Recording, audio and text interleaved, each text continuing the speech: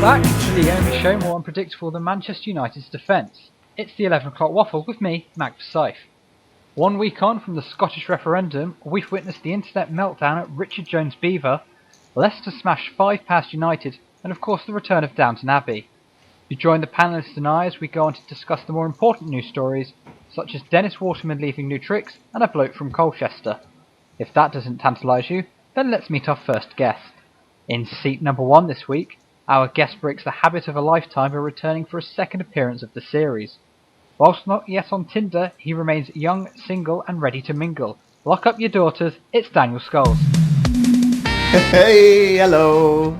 Welcome back, fresh from your win last time. I know, I'm feeling good about it too. How does it feel to be on the waffle for a second time in 1 year? It feels good. I'm going to try and speak slower this time. I listened back to the last one I was on and I realised that I kind of babble very fast sometimes, so I'm going to try and speak a little bit slower. It's the 11 o'clock waffle, it's perfectly fine. To seat number 2 now, and it's Wales' finest waffler. Just a shame he's yet to record a win. With his long hair, he has been known on occasion to be accused from behind for Catherine Jenkins. Welcome back, Loz Shanahan. Alright, how's it going? Not bad, not bad. How's life in Wales? Same as ever. Listen you, right, about me not recording any wins. I have won, it's just not been It's just not been when you've been recording, alright? I win the waffle every day. I do my own waffle. I get little cardboard cutouts of everyone you know, and I put them round in a circle, and every time I wins. Oh, Loz, don't lie, alright? I tell you what. Sorry, was that Lithuanian? No. That was a flawless Lithuanian accent. I don't even know what a Lithuanian accent sounds like. Welsh, apparently. Finally, the man in seat 3 is a former champion who has never failed to make the final. However, anything other than a win today will see him sat at home listening to the final for the first time in his waffle history. It's the man with the ponytail, it's Edgar Duncan. Hello! Welcome back. Hello, I'm back, so here's my ponytail. Matilda says hi, that's her name. Matilda the ponytail, love it. Yep. Are you nervous? You've never been this late in the series, wobbling on the edge. I'm confident. I'm confident. Don't say that. Yeah, I'm gonna say that. I'm so intimidated by the presence of the first season's master. And also Loz, who's, I guess, done pretty well in the past as well. Loz, I hear you've got a script for this week's show. It's not a script so much as it is, several pages torn from the memoirs of George Osborne. The second page just consists of the words "crush the poor" written 500 times in blood. So I don't know if that's actually going to be particularly useful. Is it like George Osborne? No, I don't know where I'm going with this. I suddenly feel better Don't about worry, Ed's confidence. neither does he. Edgar's brief foray into political satire. Was that?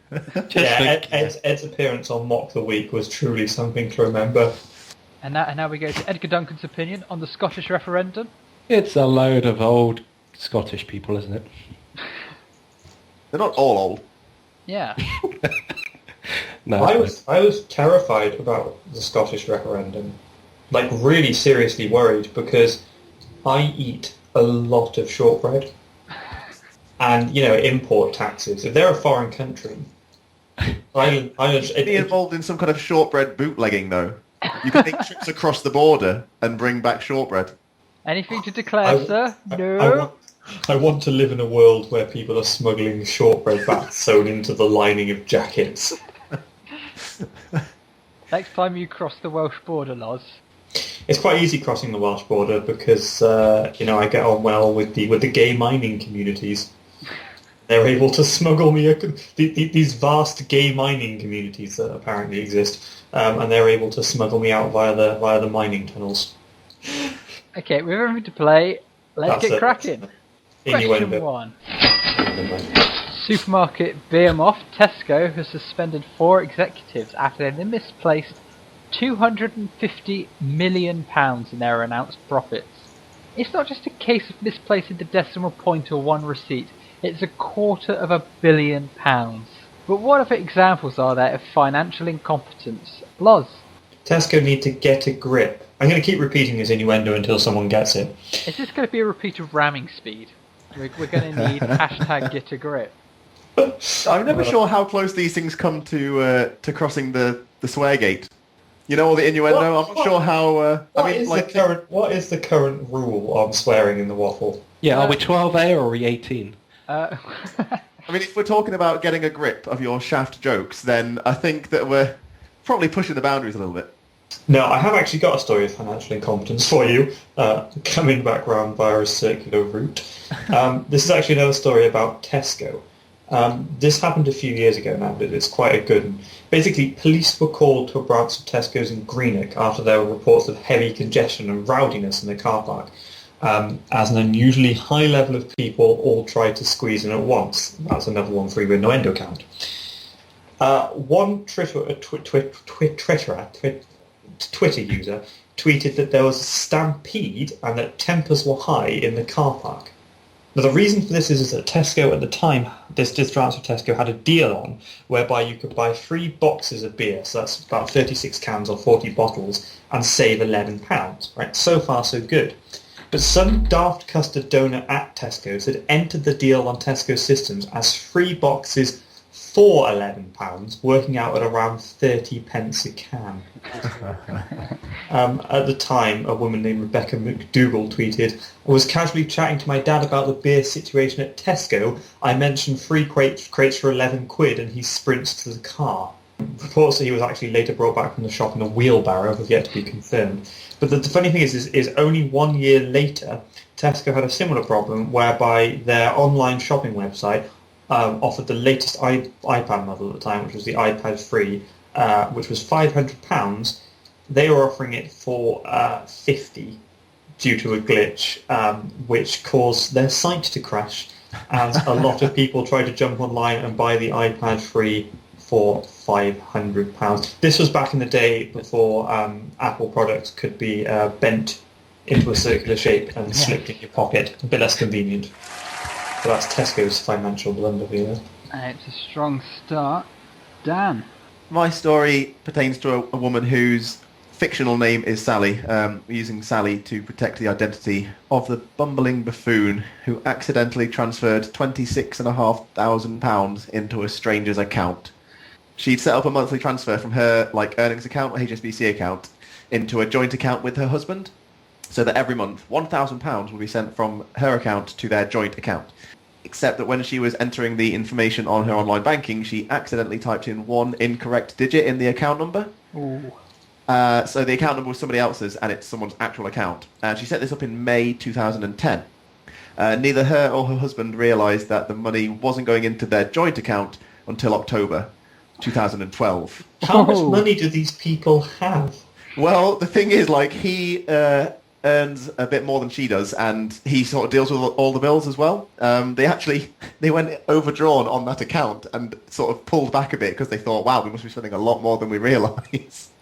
But whoever owned the account that the money was going into, though, they withdrew the money from ATM machines and I guess spent it or put it somewhere under their bed, I guess. How much was the amount again? 26,650. I love the fact that £26,650 was going missing. Was that every month? And £1,000 a month. And £1,000 a month was going missing, and therefore it was, darling, we're going to have to buy cheaper biscuits. This importing of shortbread is too much. The thing is, she's a hairdresser. Waitrose. They apparently live quite frugally, and they've got 2 kids, and they live in a regular little semi, and it's just how do you not notice that you're not getting £1,000 a month? That's Nothing crazy. more disappointing than a regular little semi. But Oh dear. But the bank have only managed to retrieve their last payment of £1,000 because, as I said, the person who was being given £1,000 for free every month for some reason didn't think to return it. And yeah, because of data protection, the Data Protection Act, the person who's been getting all this money can't be named. If it's not in their bank account anymore, the bank can't take it back, even though by law a person's not entitled to rely on another's mistake to keep money to which they are not entitled. It's true, yes. Yes. Brilliant. Okay, Ed, you've got a tough task on your hands today. It sounds like everybody's done their research. Well, I'm going to mention one name here. Sega.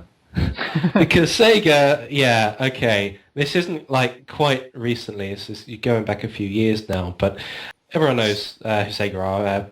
Basically, they were a multi-million pounds in our currency anyway.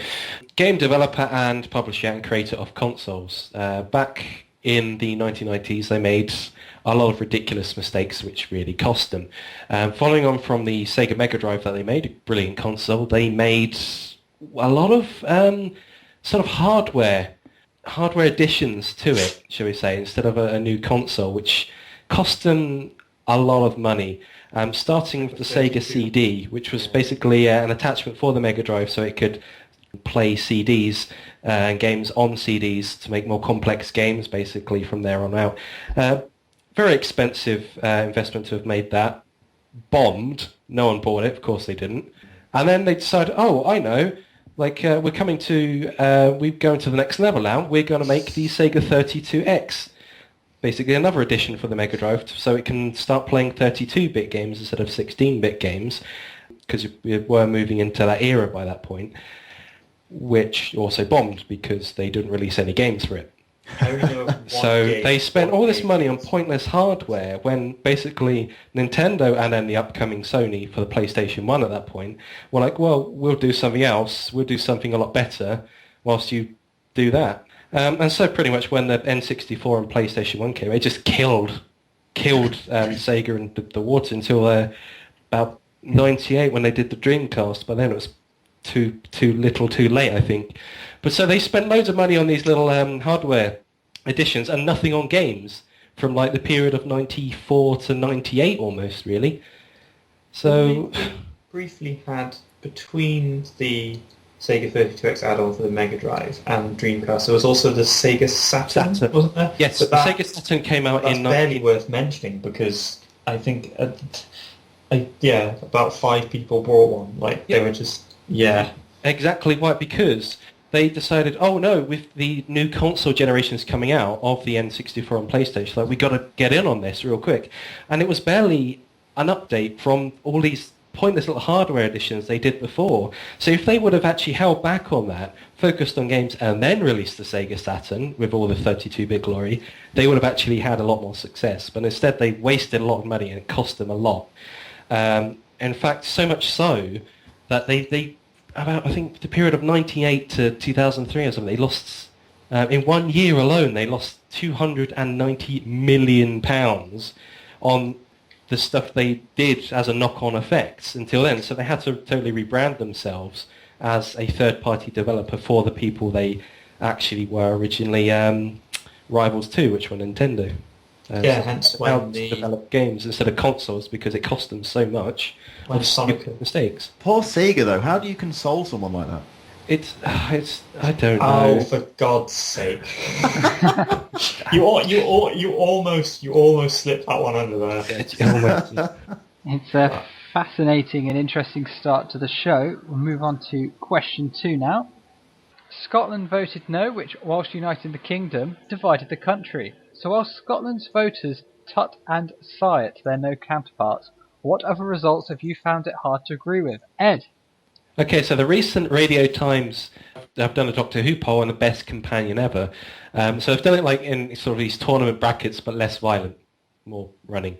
So, but I don't agree with a lot of it. So you had River Song beating Jamie McCrimmon, who's like the second Doctor's main companion and celebrated of his era. And you've got Captain Jack beating Sarah Jane, River Song beating Donna, Rose beating the Brigadier and River Song and Captain Jack and the whole thing. So I don't agree with that. Rose is whiny and horrible. Should have been a shoo-in for K9. Okay. Should have been Donna Noble. Dan? Recently, in the European elections, UKIP won, so that's crazy. And I know that statistically, most of the people hearing this probably voted for them because they won, but I just can't believe that happened. I voted Green. I feel that Labour, Conservatives and the Lib Dems are all a bit much of the same, and they need to get ousted, and I think that Green is probably the best way of doing that, as opposed to UKIP. But as someone told me recently, I think it's going to be a bit of a case of better the devil you know. So They've gone for the UKIP. At least the Greens beat Lib Dems though. Well, better the devil you know in this situation. The phrase "better the devil you know" would probably better apply to Labour Coming in the future. Yeah, possibly the next election. Okay, Loz. Other results you found hard to agree with? I'm not usually someone to... I don't watch a lot of television, so I'm not usually someone to get upset about the end of a television show. But last year, Channel 4 made a decision that left me genuinely upset and a bit worried about the future of Channel 4 as a broadcaster, in that they cancelled Time Team. A genuinely important show about a bunch of weird old men and enthusiastic students digging in a field and then getting pissed and discussing what they'd found. But the thing is, it was about our shared cultural history. It was about the history of Britain up to this point, but more important, so about where we've come from. But more importantly, it was about going outside. It was about doing something real and something more important, and about discovering heroes and stories and legends, more real and therefore more enthralling and more complex than anything Game of Thrones has ever given us. And Channel 4 cancelled this inspirational educational show in favour of further episodes of The Only Way is Botox and Embarrassing Toddlers. Channel 4 has basically become the new Channel 5, and cancelling Time Team is the final nail in their coffin. Aww. Yeah, let's move on to a lighter subject now, of question 3. No, I'm furious. Absolutely furious. I'll go out and dig up things myself. Maybe that could be the next Dr. J episode. Just me in a field just digging personal digging in the garden. Yeah. occasionally muttering to myself about The Only Way is Essex. Why don't you just give Tony Robinson some Botox and some fake tan and just merge the two shows? That's a horrible thought. The Only Way is Time Team. I will fight you to the death if that is your plan, Loz. I'm sorry, I can't allow that to happen. I am the new controller of Channel 4 and I have some horrible ideas. Anyway, Essex isn't on Channel 4. Details. Channel 4 is definitely the one that has embarrassing Todgers. So that's... Yeah. Just get Tony Robinson on embarrassing bodies then. Question 3 now. A man in Colchester gives £1 to Colchester Mind every time a photo of him is posted to his Facebook page, whilst he is out and about in a gimp suit. But what other examples are there of people raising money in a most peculiar fashion? Dan? Stuart Cattell has recently, this year, pushed a Brussels sprout up Snowdon with his nose. Sorry, after the word up, I did sort of have that thought as well, and I was like, yeah. No. He has used his nose to roll a Brussels sprout, or several Brussels sprouts, because they kept getting smushed. He's pushed a Brussels sprout up his nose. No, he's pushed it up Mount Snowdon using his nose. Up his nose. He pushed it up Edward Snowden with his nose. But it's not the first thing that Stuart Cattell has done that's weird for charity. He was suspended in the air by helium balloons for 7 days in 2012. He lived in a tiny box for 1 week, suspended by a crane, much like David Blaine. He went from France to Coventry in a kayak. He's gone from Land's End to John O'Groats on a penny farthing.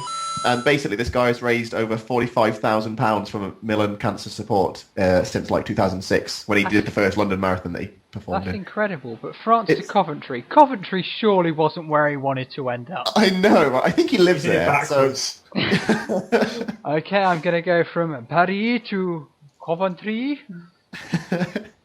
He also walked every single street in Coventry, which is 500 miles, on a pair of stilts.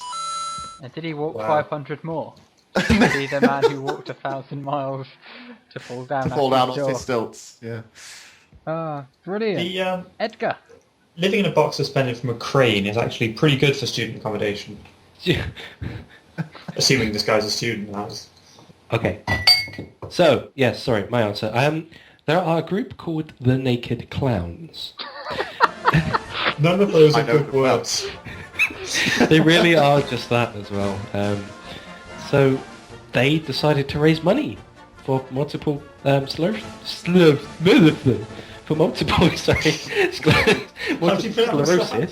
by doing a naked clown's dance whilst cupping their genitals so that children wouldn't be traumatised by the events. They did this to raise money. Yep. It's a real thing. And are these Googleable? I haven't tried looking for images. I don't think I want to. Was this to raise money for multiple sclerosis? Did you say? Yes, that was right. Yeah, good cause. Terrible fundraising idea. Yes.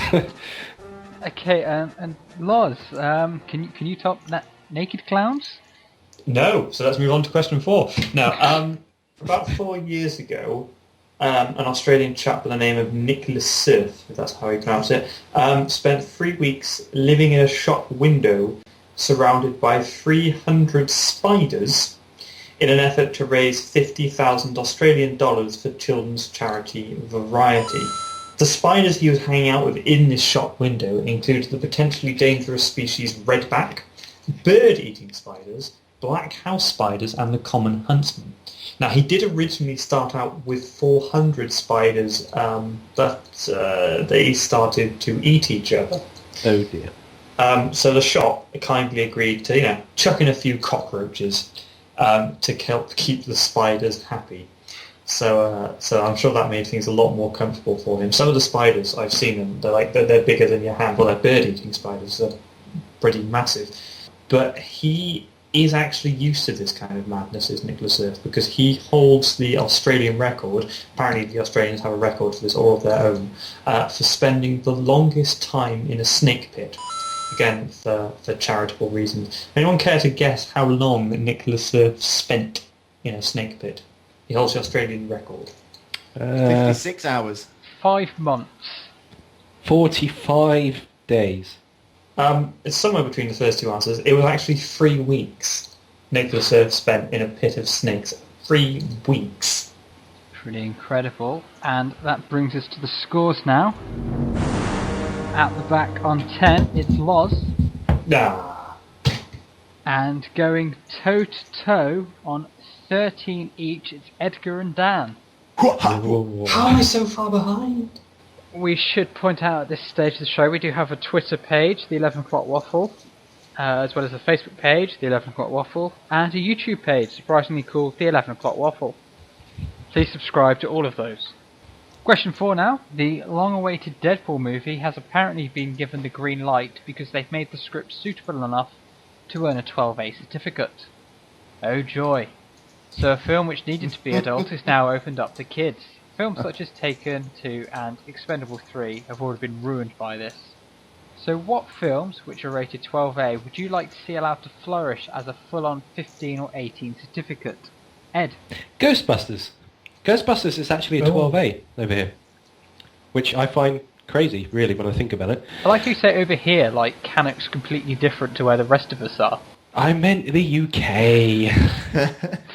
Oh, yeah, It's but all Cannock... PG-13 in America, isn't it? Yeah. But no, I would like to see that go the full mile, really, and have it as a 15 or 18, see what they can actually do with that. Have Dana Barrett die, reanimated as a horrific and twisted corpse possessed by a ghost. Isn't that what happened? No, she doesn't die, though. Oh, she gets possessed by Zool, doesn't she? Yeah, but then, actually have a full-on sex scene with Peter Venkman, and then deal with them saving the world as his body erodes inside out from ectoplasm injected into his body via rumpy-pumpy sex. Have a weird sex scene with him and those weird animatronic dog gargoyle things, right? Yeah. Just to make sure you get the rating. Oh, and the Stay Puft Marshmallow Man. Yeah. You've really got to wonder how that is a 12A, actually. You know the bit where the Stay Puft Marshmallow Man explodes and covers the whole city in white gunk? Oh, don't even go there, don't even go there. Just need to give that scene a few tweaks and you've got the film you want there. Okay, Loz. Cloudy with a chance of my balls. Another alternative is, although this isn't actually a 12A and I've just realised this, the Lego Movie. But two possible directions you could go with this. One is as an avant-garde art house horror film, where it's just one guy with no shoes or socks trying to make his way in the dark across a room with the floor covered in Lego. And the film just charts his pain and his slow descent into madness. But my second idea for a Lego Movie saves a bit of money on censoring. Basically, the Lego Movie retold as some sort of erotic fantasy, because firstly, I have no idea how that would work, and I'd be intrigued. And secondly, they're all so blocky that it would look like it had already been censored. So you'd save a bit of money in the editing. Okay, and Dan. I would have The Bourne Identity as not a 12A. It was the first film to be first given the 12A certificate. So if they had just sucked it up and made it a 15, maybe we would never have the 12A to begin with, and thereby just cancel it out completely and have real films for real ages, or just get rid of censorship. But Was it really the first 12A film? yeah, I No. guess with the Ghostbusters thing, it's when they've Because they probably redid it, didn't they? Yeah, exactly. Now that it exists, they sort of think, okay, we'll go back and do older films with this thing now as well. But yeah, The Bourne Identity was the first film to be awarded the 12A.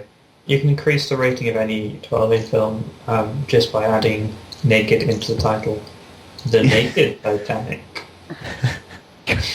And another possibility, actually, for a film that could be taken from a lower rating to a higher rating is Monsters University.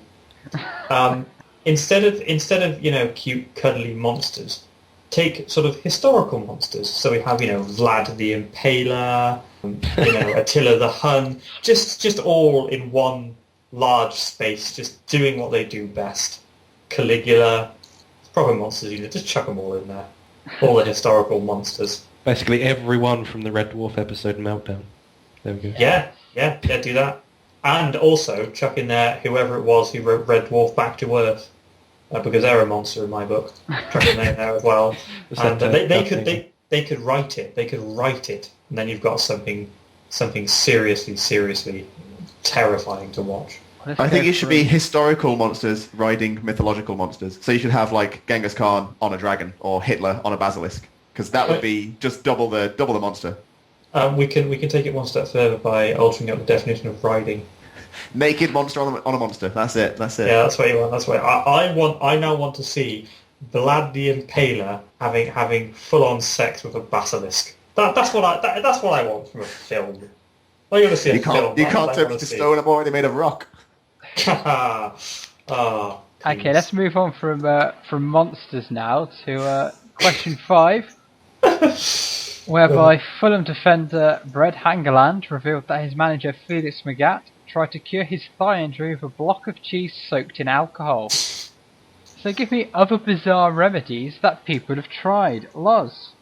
Well, I've got one here for you from a book published in the 1700s titled An Easy and Natural Method of Curing Most Diseases by an enterprising chap named John Wesley. Now, this cure is for what Wesley mysteriously refers to as a windy rupture. Your guess is as good as mine. A windy rupture. And he suggests this. Warm cow dung well. Spread it thick on leather, throwing some cumin seeds on it, and apply it hot. When cold, put on a new one. Now, he says that this remedy commonly cures a child who stays in bed of the windy rupture in about 2 days. I imagine you'd probably stay in bed for a lot longer than 2 days if you smell of cow happenings. But I did look up windy rupture, tried to figure out what windy rupture was. It's a type of hernia, or something resembling a hernia, in which wind is supposedly trapped by the skin around the testes, which causes an inflammation in the area where the top of your leg meets the bottom of your stomach. And I'm still trying to figure out exactly how this happens, but I think if it happened to me, I'd want something a little bit stronger than just smearing of cow poo. That's a genuine 1700s recipe for curing a windy rupture there. You'll be trying that later this evening. As soon as I get that cow dung sorted out. Dan. I too have gone a little further back and taken some of the remedies from Julian Walker, who is the author of How to Cure the Plague and Other Curious Remedies. He's got a great cure for burns with gunpowder or otherwise. Do you mean the Scottish poet? No, I'm afraid not. There's no cure. He's just there. But if you've been burned with gunpowder or otherwise, take 1 handful of groundsel, whatever that is, 12 heads of house leek, 1 pint of goose dung, as much chicken's dung of the newest that can be gotten. Stamp the herbs as small as you can, then put the dung into a mortar, temper them together with a pottle of boar's grease, labour them together half an hour, and strain it through a canvas bag with a cleft stick into an earthenware pan, and use it when need requireth. It will last 2 years. That was round 2 on this week's Bake Off. He's also got a bunch of other technical challenge. Yeah. He's got a bunch of other really weird things. So, like, for example, if If you have an attack of asthma, you should live for a fortnight on boiled carrots only. It seldom fails, I'm told. And Is that because you'd be dead and therefore no longer capable of having an asthma? I guess. I mean, technically, you have been cured of your asthma. The cure is death. But also, a mouse rotted and given to children to eat remedieth pissing the bed. Wow. Apparently. Maybe that's because they're so scared of getting another dead mouse that they just stop instantly, or they just lie about it, you know. If I found a dead mouse in my bed, I'd probably piss myself. So, that's That kind of counteract. That's the opposite of cure. That works backwards a bit, yeah. That's the trigger, yeah. Okay, Edgar. Can you? I'm afraid you're not going to get finances? much out of me out of this one, because Dan and I have gone to the same source for this. So Dan has literally listed everything I had. So So sorry. it's all right. The last one's from the Widow's Treasure, anyway. It That is last right, Julian. Yes, yeah. From 1595. But yeah, no, so I'm sorry, I'm going to have to share Dan's answer in this one.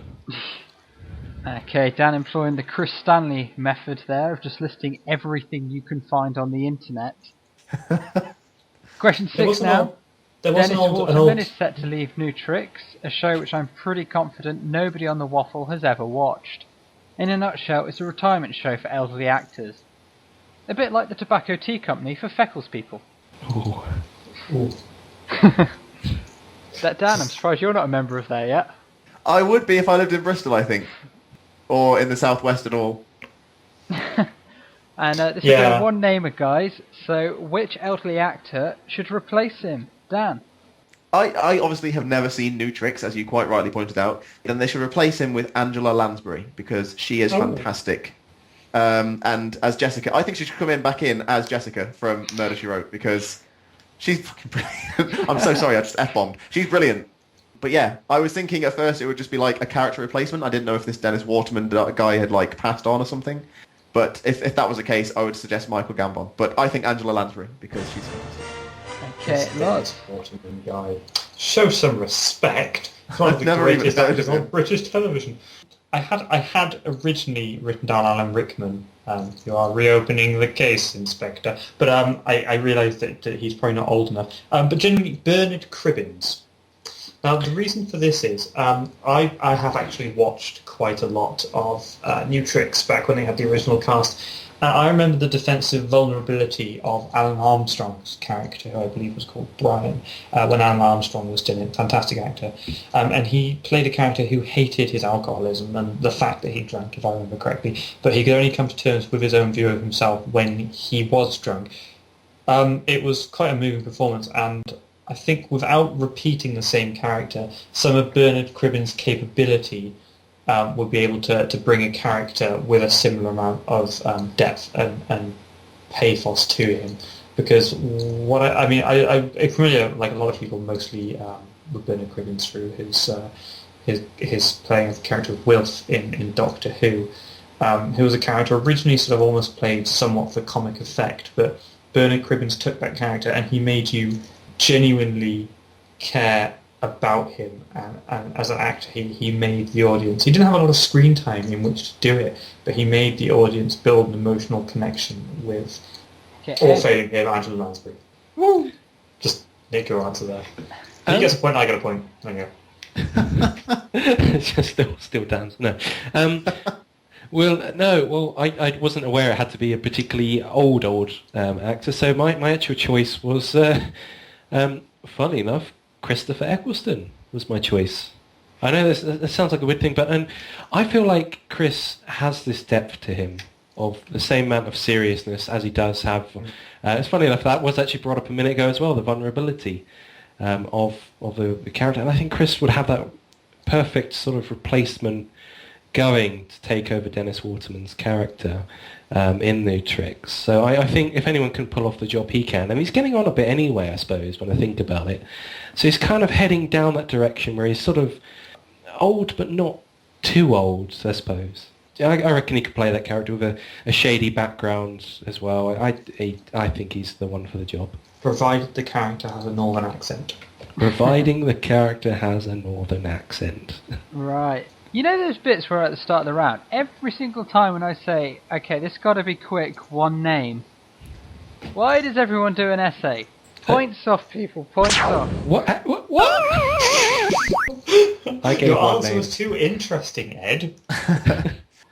The scores as they stand, at the back on 21 it's Ed. Also on 21 it's Loz. Just carving out a small lead, it's down 23. I'm coming up behind Dan.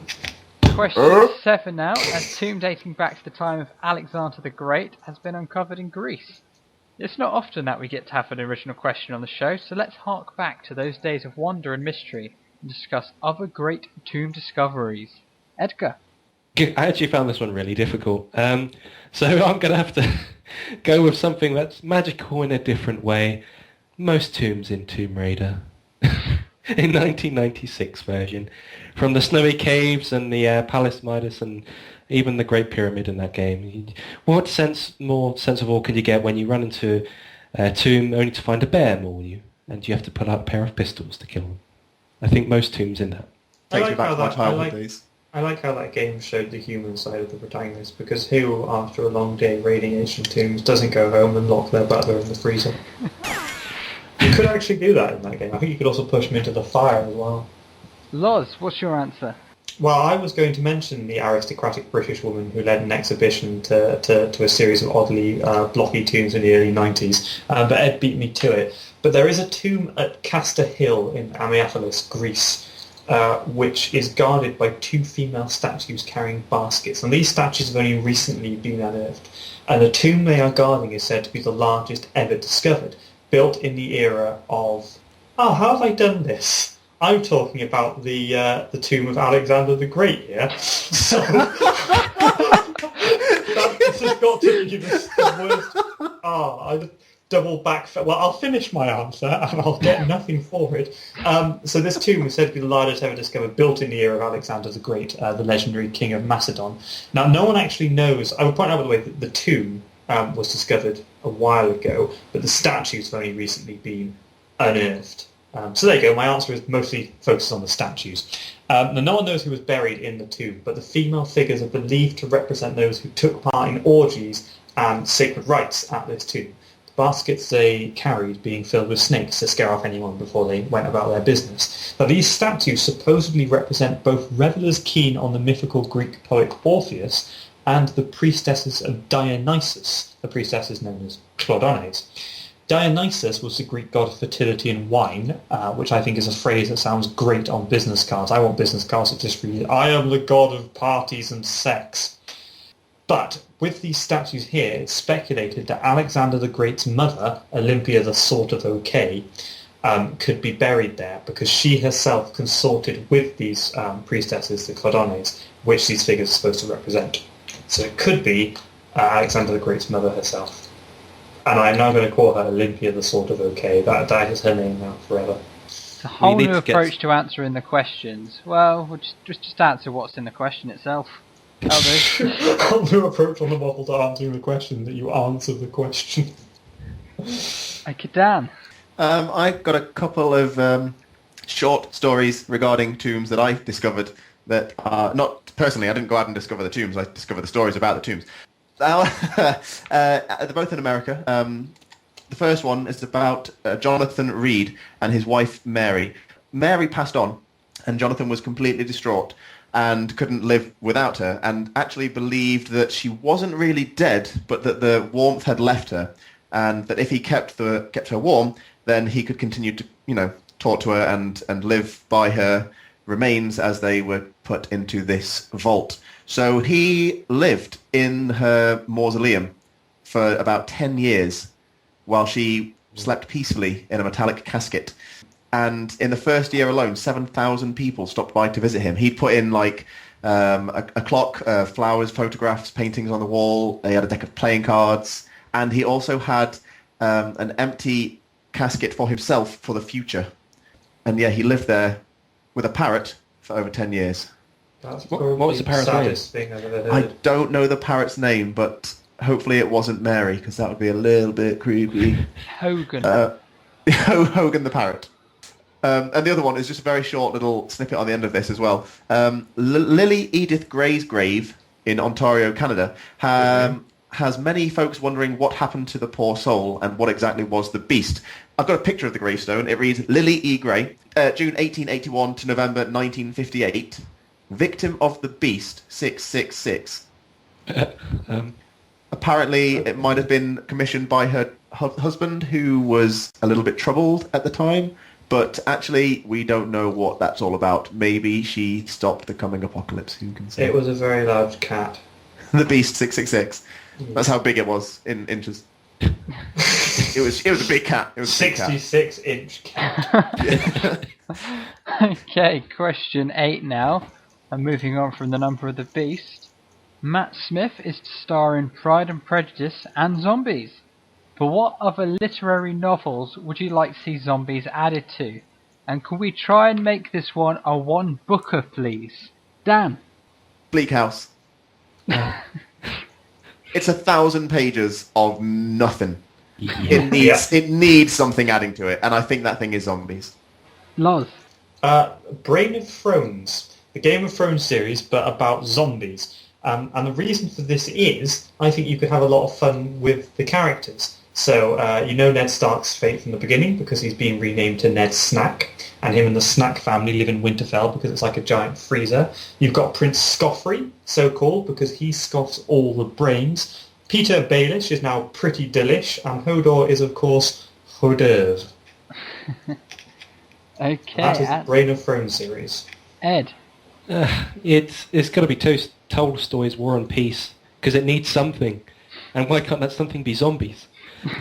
Exactly. So suddenly the Napoleonic Wars suddenly involve a lot of zombies in there. That'd be great, because suddenly you've got basically these 5 families and the cast of characters with the centre theme of this book surprisingly being death, but suddenly you have great quotes that are flipped on its head.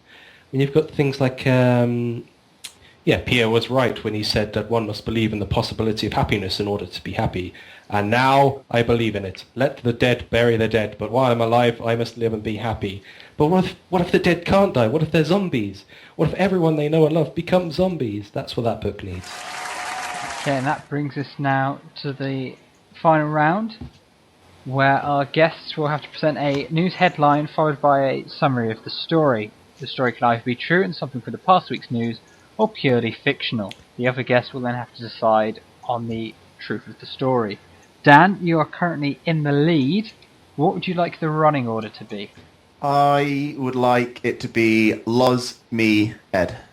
Okay, so Loz, what's your story, please? Swiss mayor sued over dishonest beard.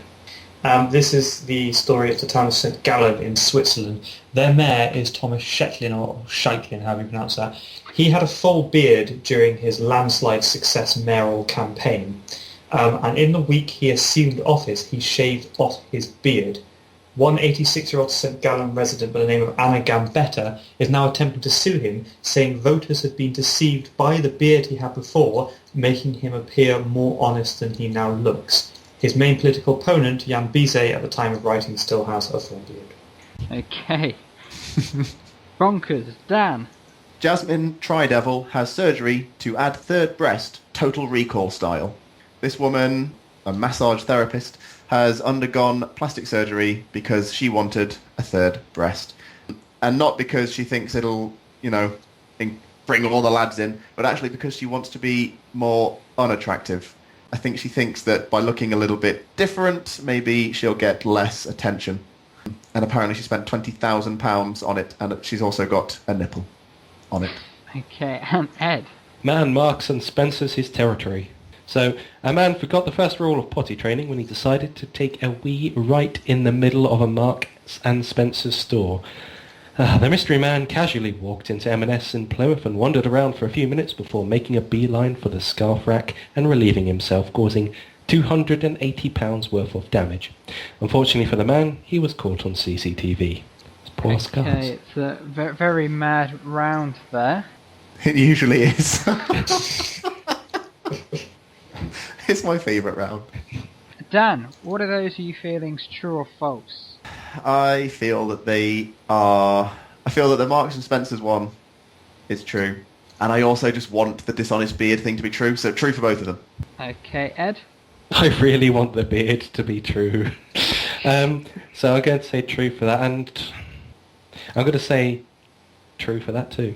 Okay, and Loz last of all. I'm going true for both, to be honest with you. I think we got a full house this time. Okay, so this could be interesting then, depending on which way it swings.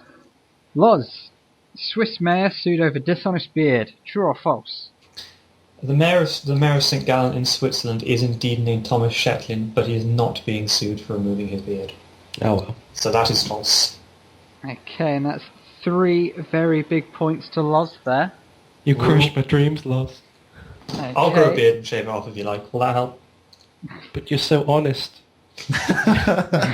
Without my beard. Dishonest Loz. Okay, Don't the make that a nickname. third breast, Dan. It's true. I mean, it's sort of under investigation. The Mirror have put a thing out on it today saying that she's trying to prove that it is real and not just like some video on YouTube that's faked, but it all seems to be legit. She's trying to prove that her fake extra breast is real. Yeah. Some of these pictures are bizarre. She's made all these like 3 Because she's got 3 breasts. That's pretty much it. Yeah. Yes. Yeah.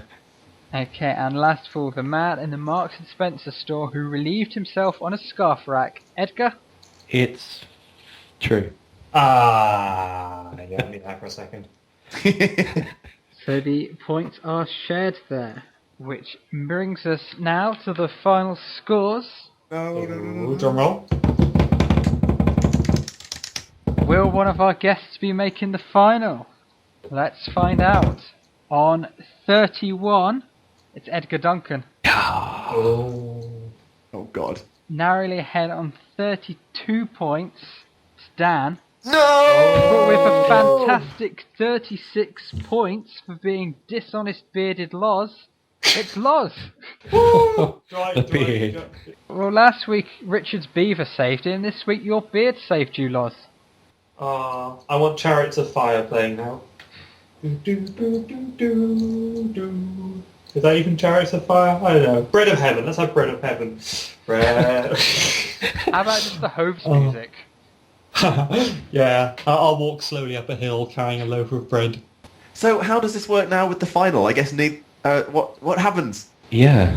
So what happens? Also, breaking news as well concerning next week's show. So far we have booked Chris Cutting, who's not won this series. We have Natalie Fowler returning, who has a win to her name, so victory next week will put Nat in the final. And the third guest was meant to be Jennifer Roberts, who has had to pull out due to prior commitments. So our final still remains very much open, so you will all be sat on tenterhooks now waiting for the average points to be decided. Chris and Lucy safely in the final on 2 wins each, but the other 2 guests all remains in the balance. Thank you to my guests this week, Edgar Duncan, Dan Scholes, and winning on his 6th appearance, Loz Shanahan. We will be back next week with our penultimate episode of the series, which you must tune in for because it's going to be tense. Until then, have a good week. Goodbye. Goodbye. Bye. Baby. Bye. Go away. Bye. No, you go away. No. Why are you still here? Go away. Bye. Bye. Get out.